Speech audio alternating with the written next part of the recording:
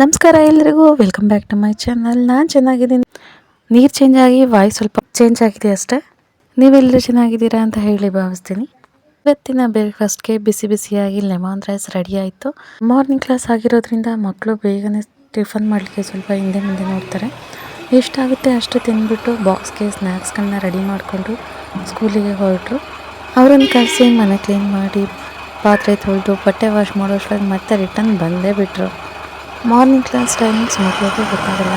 ಅಷ್ಟರಲ್ಲಾಗಲೇ ಮನೆಗೆ ಬಂದುಬಿಟ್ಟಿರ್ತಾರೆ, ನಮ್ಮ ಕೆಲಸಗಳೇ ಆಗಿರಲ್ಲ.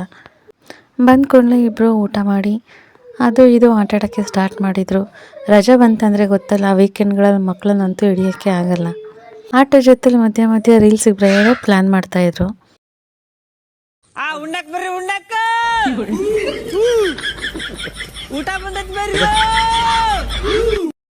ಮನೆಯೆಲ್ಲ ಕೆಲಸ ಮುಗಿಸಿ ವೀಕೆಂಡ್ ಆಗಿರೋದ್ರಿಂದ ಮಕ್ಕಳನ್ನ ಕರ್ಕೊಂಡು ತೋಟದ ಹತ್ರ ಹೋಗೋಣಂತ ಹೊರಟೆ.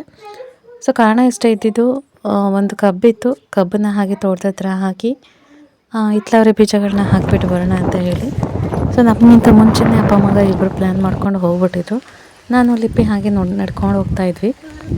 ವಾರ ಪೂರ್ತಿ ಬೆಳಗ್ಗೆ ಎದ್ದರೆ ಸ್ಕೂಲು, ಸಂಜೆ 5 ಗಂಟೆಗೆ ಬಾ, ಹೋಮ್ವರ್ಕು, ಊಟ ಮಾಡು, ಮಲಗು ಅಂತ ಮಕ್ಕಳಿಗೂ ಬೇಜಾರಾಗಿರುತ್ತೆ. ಸ್ಯಾಟರ್ಡೆ ಸಂಡೇ ಅಂದ್ಕೂಡಲೇ ಮಕ್ಕಳು ಹೊರಗಡೆ ಓಡಾಡೋಕ್ಕೆ ಇಷ್ಟಪಡ್ತಾರೆ. ಅವರು ಹೊಸದಾಗಿ ನೋಡಿದಾಗ ಚಿಕ್ಕ ಚಿಕ್ಕ ವಿಚಾರಗಳು ಕೂಡ ಅವ್ರಿಗೊಂಥರ ಖುಷಿ ಅನಿಸುತ್ತೆ. ಇಲ್ಲಿ ನೋಡಿ, ಸ್ಪ್ರೇ ಮಾಡಲಿಕ್ಕೆ ಅಂತ ಕ್ಯಾನ್ ತಗೊಬಂದು ಇಲ್ಲಿಟ್ಟು ಅಪ್ಪ ಮಗ ಇಬ್ಬರು ಕಾಣೆಯಾಗಿದ್ದಾರೆ.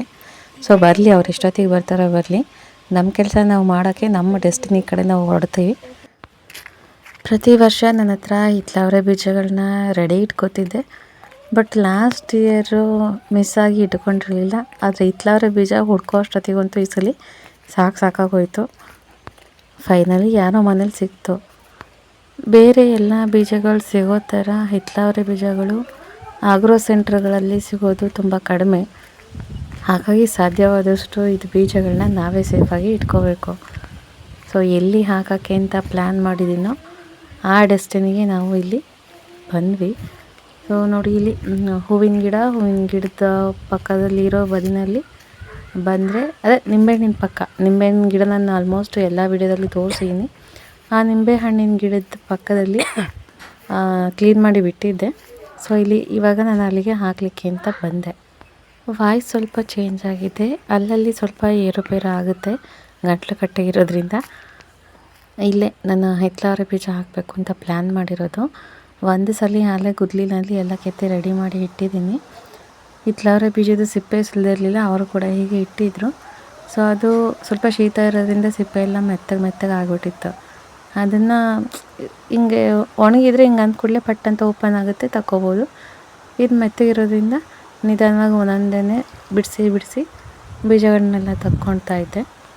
ಅದನ್ನು ಹಾಕೋ ಜಾಗದಲ್ಲಿ ಸ್ಪೇಸ್ ತುಂಬ ದೊಡ್ಡದಿರೋದ್ರಿಂದ ನಾನು ಸ್ವಲ್ಪ ಜಾಸ್ತಿ ಬೀಜಗಳನ್ನ ಹಾಕ್ತಾಯಿದ್ದೀನಿ. ಗಿಡ ದೊಡ್ಡದು ಬಂದರೂ ಪರವಾಗಿಲ್ಲ, ಚಪ್ಪರ ಹಾಕೋಕ್ಕೆಲ್ಲ ಜಾಗ ಇದೆ ಅಂತ ಹೇಳಿ. ಹೊಲದ ಹತ್ರ ತೋಟದ ಹತ್ರ ಏನಾದರೂ ಕೆಲಸ ಮಾಡೋಕ್ಕೆ ಹೋದಾಗ ಬಂದು ನನ್ನ ಮಗ ಮಧ್ಯ ಕಡ್ಡಿ ಹಾಕಲಿಲ್ಲ ಅಂದರೆ ಸಮಾಧಾನ ಇರಲ್ಲ. ಇಷ್ಟೊತ್ತಾದರೂ ಬರಲಿಲ್ವಲ್ಲ ಕೆಲಸದ ಮಧ್ಯ ಕಡ್ಡಿ ಅಳ್ಳಾಡ್ಸೋಕ್ಕೆ ಅಂತ ಅಂದ್ಕೋತಿದ್ದೆ. ಅಷ್ಟರಲ್ಲಿ ಬಂದ. ಅದು ಇದು ಏನೇನೋ ಹೇಳಿ ನಾನೇ ಹಿತ್ತಲವರೆ ಬೀಜಗಳನ್ನ ಹಾಕಿದೆ. ಸುಮ್ಮನೆ ಇದ್ದ, 1 ನಿಮಿಷ ಬಿಟ್ಟು ಶುರು ಹಚ್ಕೊಂಡ, ನಾನು ಹಾಕ್ತೀನಿ, ನಾನು ಮಾಡ್ತೀನಿ ಅಂತ. ಇರು ಜೀವ ನೀನು ಕಬ್ಬು ಹಾಕೋ ಅಂತೆ, ಇರು ಜೀವ ನೀನು ನೀರು ಹಾಕೋ ಅಂತೆ ಅಂತ ಹೇಳಿ ಸಾಕಾಗೋಯ್ತು. ಬೇಗ ಬೀಜಗಳನ್ನ ಹಾಕಿ ಮಣ್ಣು ಮುಚ್ಚಿಬಿಡೋಣ ಅಂತ ಹೇಳಿ ಮುಚ್ತಾಯಿದ್ವಿ. ಅಷ್ಟರಲ್ಲಿ ಆಗಲೇ ಹೋಗಿ ಕಬ್ಬು ಇಟ್ಟದನ್ನು ಹುಡ್ಕೊಂಬಂದು ರೆಡಿ ಇಟ್ಕೊಂಡು ನಿಂತಿದ್ದ. ಇದನ್ನು ಮಾತ್ರ ನಾನೇ ಹಾಕೋದು ಅಂತ.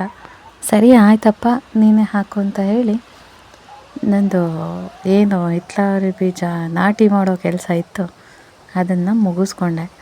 ಅದನ್ನು ಮಣ್ಣೆಲ್ಲ ಮುಚ್ಚಿ ಹಿಂತಿರುಗಿ ನೋಡೋ ಅಷ್ಟೊತ್ತಿಗೆ ಅಲ್ಲೇ ಅಣ್ಣ ಎಸ್ಕೇಪು. ಆ ಕಬ್ಬನ್ನು ಅಲ್ಲೇ ಬಿಟ್ಟು ಬಕೆಟ್ ತಗೊಂಡು ಹೋಗಿದ್ದಾನೆ ನೀರು ತಗೊಂಬರೋಕ್ಕೆ. ನಮ್ಮ ಚಿಕ್ಕ ನೀಲಮ್ಮವ್ರು ನೋಡಿದರೆ ಸೈಕಲ್ ಗ್ಯಾಪಲ್ಲಿ ಒಂದು ಸೆಲ್ಫಿ ವಿಡಿಯೋ ಮಾಡ್ತಾವ್ರೆ. ಸರಿ ನೀರು ತರೋ ಅಷ್ಟರೊಳಗಡೆ ನಾವು ಆ ಕಡೆ ಹೋಗಿ ಬರೋಣ ಅಂತ ಸೈಡ್ ಹೋದರೆ ನಮ್ಮ ಸಾಹೇಬರು ಬಕೆಟ್ನೂ ಅಲ್ಲೇ ಬಿಟ್ಟು ಗುದ್ಲಿ ತಗೊಬಂದು ಇಲ್ಲಿ ಬಗಿತಾವ್ರೆ ನೋಡಿ. ಇದನ್ನು ನೋಡಿ ಲಿಪಿ ಇದಕ್ಕೂ ಕಾಲಲ್ಲಿ ಸ್ಟಾರ್ಟ್ ಮಾಡಿದ್ಲು.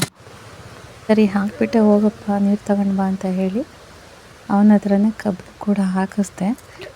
ಕಬ್ಬು ಹಾಕಾದ್ಮೇಲೆ ಹೋಗಿ ಇಬ್ಬರೂ ಬಕೆಟಲ್ಲಿ ನೀರು ತೊಗೊಂಡು ಬನ್ನಿ, ಇಬ್ಬರು ಒಂದೊಂದಕ್ಕೆ ಹಾಕೋರಂತೆ ಅಂತ ನಾನು ಹೇಳಿದರೆ ವಾದ ವಿವಾದಗಳು ಇಬ್ಬರಿಗೂ ಸ್ಟಾರ್ಟ್ ಆಗಿತ್ತು.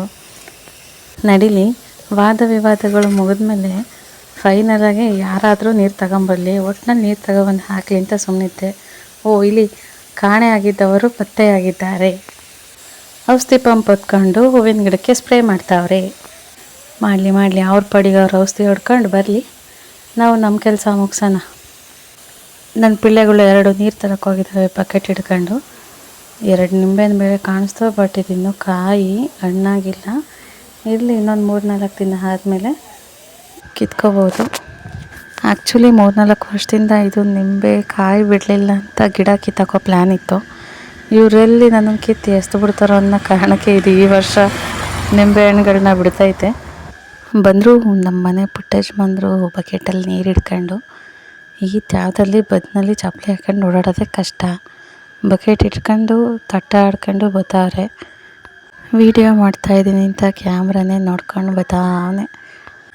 ಕೈಯಲ್ಲಿ ಮಾಡೋ ಅಷ್ಟು ಶಕ್ತಿ ಇಲ್ಲ ಅಂದ್ರೂ ಮಾಡೇ ಮಾಡ್ತೀನಿ, ಇನ್ನೂ ಧೈರ್ಯ ಜಾಸ್ತಿ ನನ್ನ ಮಗನಿಗೆ. ಅದರಲ್ಲಿ ಬಿಲ್ಡಪ್ ಬೇರೆ ಕೊಡ್ತಾನೆ. ಹಂಗೆ ನಾವು ಹೆಂಗೆ ನಾನಂದ್ರೆ ಸುಮ್ಮನೆನಾ? ಇದಕ್ಕೇನು ಕಡಿಮೆ ಇಲ್ಲ. ನಾನಂತಕ್ಕೆ ನೀರು ಅಂದರೆ ಅವನಂತಕ್ಕೆ ಹೋಯ್ತಾನೆ. ತಂದಿರೋ 1/4 ಬಕೆಟ್ ನೀರಿಗೆ ಬಿಲ್ಡಪ್ ಬೇರೆ ಕೊಡ್ತಾನೆ. ಚೋಟುದ್ದ ಇರೋದು ಮಾರುದ್ದ ಮಾತಾಡ್ತಾನೆ. ಇಲ್ಲಿಗೆ ಬಂದಿದ್ದ ಕೆಲಸ ಆಯಿತು, ಮುಗಿಸ್ಕೊಂಡು ಮಳೆ ಬೇರೆ ಬರೋ ಥರ ಇದೆ, ಬೇಗ ಮನೆಗೆ ಹೋಗ್ಬೇಕಂತ ಹೊರಟ್ರಿ. ಅದ್ರ ಮಧ್ಯದಲ್ಲಿ ಇದೊಂದು ಓದ್ಲಾ ಅಂತ ಬಡ್ಕಂಡೆ, ನನ್ನ ಮಾತು ಕೇಳಲಿಲ್ಲ. ಈಗ ನೆಲ ಕರಿತ ಕೂತವನೆ. ಅನುಭವಿಸು, ನಿನ್ನ ಕಥೆನೇ ಇಷ್ಟು ಕಣ.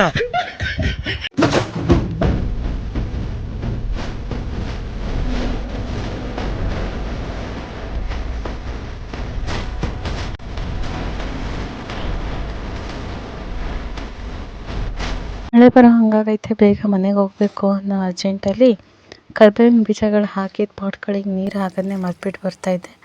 ಲಿಪಿ ನೆನಪು ಮಾಡ್ಕೊಂಡು ಓದ್ಲು ಹಾಕ್ಬರೋಕ್ಕೆ ಅಂತ ಮನೆಗೆ ಬರೋಷ್ಟೊತ್ತಿಗೆ ಸಂಜೆ 5 ಗಂಟೆ ಆಯಿತು. ಬಂದ ಕೂಡಲೇ ಚಳಿಗೆ, ಶೀತಕ್ಕೆ ಹಾಗೆ ಹೆಲ್ದಿಯಾಗಿರುವಂಥ ಒಂದು ಸಾಂಬಾರು ರುಚಿದ ಟೀ ಮಾಡೋಕ್ಕೆ ರೆಡಿ ಮಾಡ್ಕೊತಾಯಿದ್ದೆ.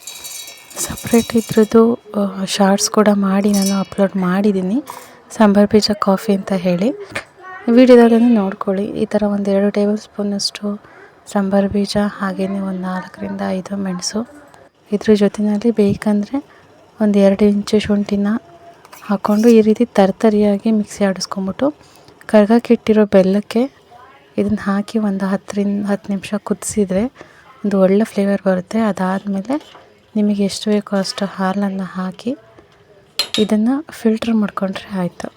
ನಾನಿಲ್ಲಿ ಕಾಫಿಗೆ ಕರೆ ಬೆಲ್ಲನ ಯೂಸ್ ಮಾಡಿದ್ದೀನಿ.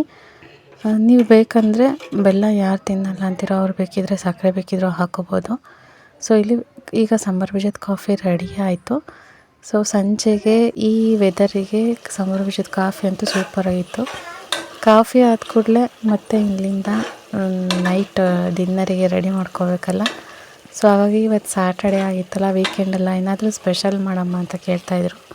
ಅದಕ್ಕೆ ನಾನು ಸಿಂಪಲ್ಲಾಗಿರೋವಂಥ ಒಂದು ಎಗ್ ಬಿರಿಯಾನಿ ರೆಸಿಪಿನ ಮಾಡೋಣ ಅಂತ ಹೇಳ್ಬಿಟ್ಟು ಎಗ್ ಬಿರಿಯಾನಿ ರೆಸಿಪಿಗೆಲ್ಲ ಮಾಡ್ತಾಯಿದ್ದೆ. ನನ್ನ ಚಾನಲ್ ಸ್ಟಾರ್ಟ್ ಮಾಡಿದಾಗ ಮೊದಲು ಹಾಕಿರೋ ವೀಡಿಯೋನೇ egg biryani video. Egg biryani ಕೂಡ ರೆಡಿ ಆಯಿತು. ಇದ್ರ ಜೊತೆಗೆ ಸೈಡ್ಸ್ ಕೂಡ ರೆಡಿ ಮಾಡಿದೆ. ಇವತ್ತಿನ ದಿನದ ಜೊತೆಗೆ ಈ ಲಾಗ್ನ ಕೂಡ ನಾನು ಇಲ್ಲಿಗೆ ಎಂಡ್ ಮಾಡ್ತಾಯಿದ್ದೀನಿ. ನೆಕ್ಸ್ಟ್ ಲಾಗಲ್ಲಿ ಸಿಗ್ತೀನಿ. ಅಲ್ಲಿವರೆಗೂ ಟೇಕ್ ಕೇರ್, ಬಾಯ್.